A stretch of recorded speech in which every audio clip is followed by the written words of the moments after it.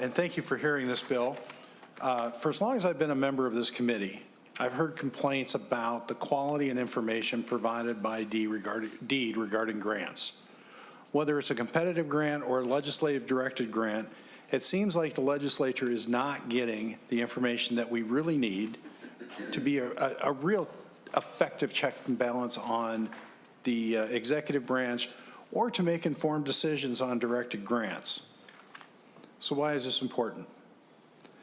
According to the OLA report that was released last week, DEED managed $354 million in state grants in fiscal year 2024. Senate File 2465 is aimed at correcting the problem that we have with reporting. This short bill will bring more stringent guidelines around reporting the agency provides to this committee. For each grantee, DEED must collect certain basic information. And some of the information that we're requesting in this bill is supposed to be being collected.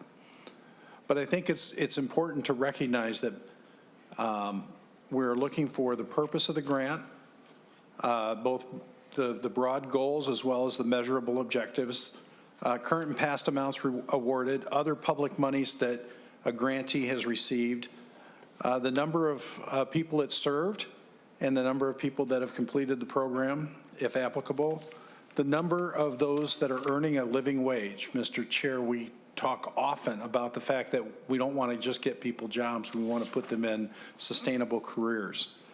And then we also talk about some additional reporting if these grants are benefiting non-Minnesota residents. The A1 amendment added 2 additional requirements that,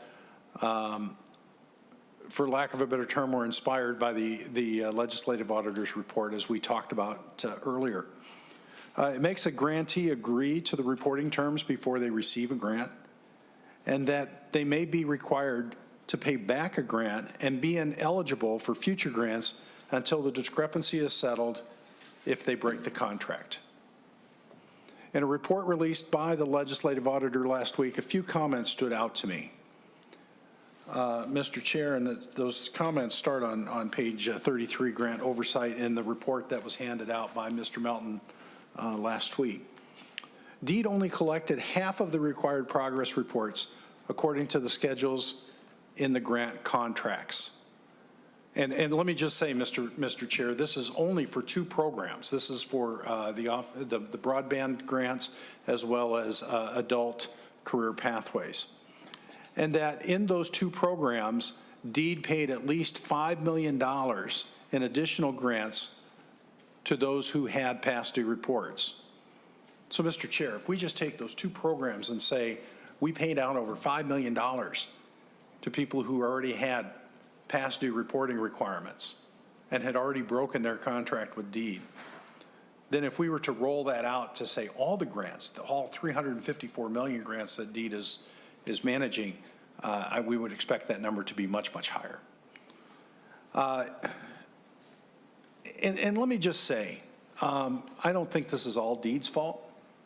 You know, in the report released, it did put some of the responsibility and blame on the grantees. But lack of a penalty is likely one reason we have such poor compliance. And while the Office of Grant Management policy says DEED must withhold payments for delinquent progress reports, we're not seeing DEED follow that policy. And that's, and we've seen that the OLA's finding of just withholding future grants is not enough of an incentive for grantees to comply with the requirements set forth by DEED, but is further undermined when DEED isn't complying with administrative policy either, and that's why it should be in statute. In addition, Mr. Chair, the OLA report states, the legislature should direct DEED to establish measurable performance objectives for the pathway and adult career pathway programs. And I think not only for those programs, but for all programs. And as a late addition, if this bill is to be considered for the final jobs bill, maybe we could find a way to include some of that language. in this concept as well.